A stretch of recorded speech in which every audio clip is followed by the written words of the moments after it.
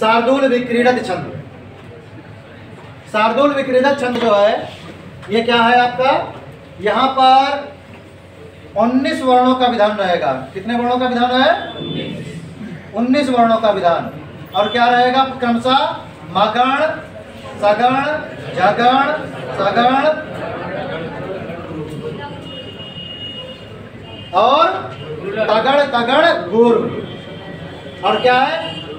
सूर्य स्वयं जस ततः सगुरवा शार्दूल विक्रीडितम। इतना लंबा है, हेमंत प्राण निकल जाएगा। क्या लक्षण है इसका? सूर्य स्वयं जस ततः सगुरवा शार्दूल विक्रीडितम। यहां पर आपको पूरी एकदम टंकार वाली आवाज आ रही ना? ये पता है टंकार क्यों आ रही है? क्योंकि यहां पर रो रहा है व्यक्ति।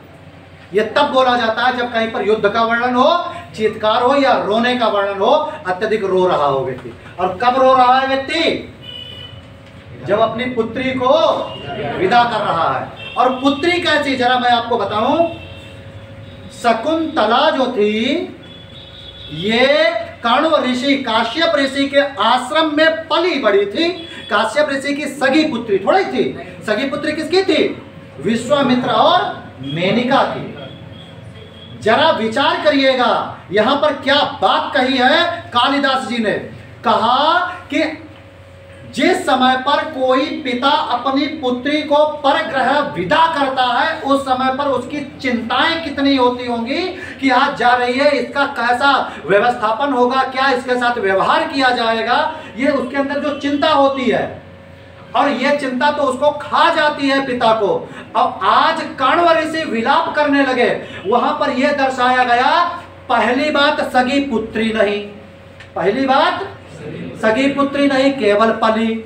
दूसरी बात पाला भी कण्व ऋषि ने नहीं, गौतम ने पाला, गौतमी थी वहां पर, एक तपस्वी थी गौतमी, गौतमी ने पाला। ये केवल देख लेते कि हाँ ठीक बस। तीसरी बात ऋषि, जंगल में रहने वाले, जिसको मोह माया से कोई मतलब नहीं। और ऐसा व्यक्ति जब रो पड़े तो सोचो कि जो अपनी पुत्री को विदा करता है वो कैसा रोता होगा। इस बात का वर्णन किया है, हृदय को छू जाए ये श्लोक, और छू जाएगा आपको। देखिएगा क्या कहा है, बोले यस्यत्यद्य शकुन्तलेति हृदयम् संप्रेष्टमुत्कण्ठया कंठास्तंभितवाष्पभृशकलुषे चिंता जडं दर्शनम् क्लैव्यं मम तावदीदृशमिदं सेहेदरण्यौकसा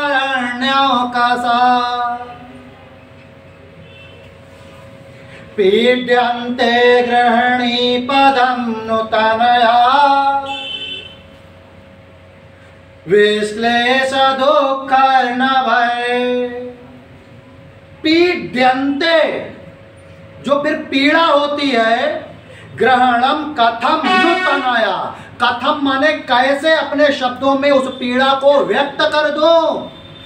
तनया माने पुत्री को जो विदा, विश्लेष न दुःखर न भय, जो नया नया दुख उत्पन्न होता है उसको भेजते समय पर नए नए विचार आते हैं। मैं एक तपस्वी होते हुए जब मेरे अंदर ऐसा है तो उसकी पीड़ा का वर्णन मैं कैसे कर सकता हूं। बोले क्लैव्यम मां, मैं अपनी वाणी से बोल नहीं सकता हूं। तावदे दृश्यमिदम, उस समय का दृश्य क्या होता होगा, स्नेहेदरण्यो कसा, जो स्नेह केवल मैं ऐसे ही करता हूं, अरण्य माने जंगल में रहकर। तो एक पारिवारिक पिता की पीड़ा क्या होगी।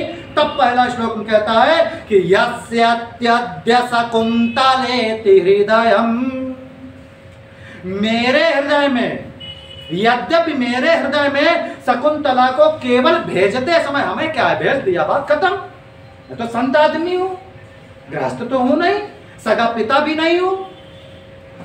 यस्य अत्यद्य शकुंतले हृदयम, और संस्पृष्ट मुत्कंठया, संस्पृष्ट मेरा हृदय दब गया है। जब बहुत ज्यादा कंठ मतलब रोने की इच्छा हो और रोने न दिया जाए, क्यों? ऋषि हैं, अगर रोए तो पूरा आश्रम रोएगा, और आश्रम रोएगा तो संभाल नहीं पाएंगे, और एक ऋषि परंपरा टूट जाएगी, रो भी नहीं रहे हैं। तब कहा कि मेरा गला अंदर से फटा जा रहा है।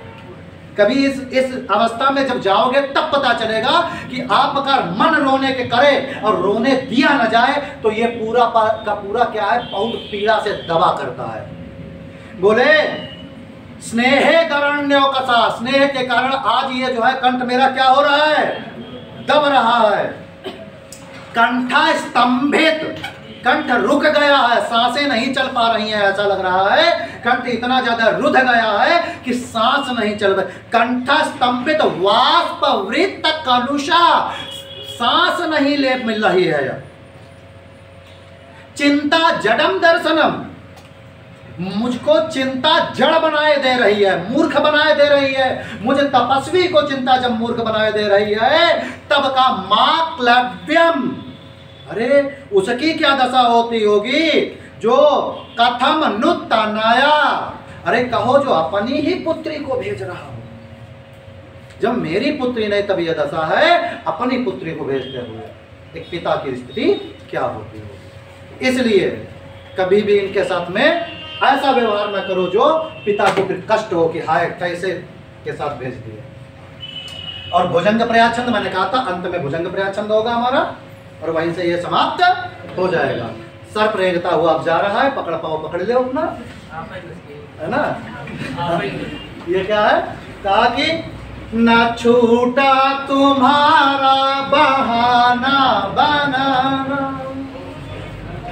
न छूटा हमारा तुम्हें यूं बुलाना, न भूली तुम्हारी निगाहें न आहे, न भूला फसाना न भूला तराना। क्या है, 4 यगण, भुजंग प्रयाग छंद है, 16 है उसमें, और क्या है यगण, या माता या माता या माता या। अब अगर आपको कोई भी छंद ऐसा लगता है जो आपको नहीं पढ़ाया है और आपको जानना है तो वो खोज कर लाइएगा। अगले दिन जब भी हमारे आपका आमना सामना होगा हम वो छंद बता देंगे पहले, और आज हमारी ओर से छंद समाप्त है। ठीक है, वीडियो को ज़्यादा से ज़्यादा लाइक करिएगा, शेयर करिएगा, सब्सक्राइब करिएगा, और ढेर सारी शुभकामनाएं। आप अंत तक हमसे जुड़े रहे इसके लिए।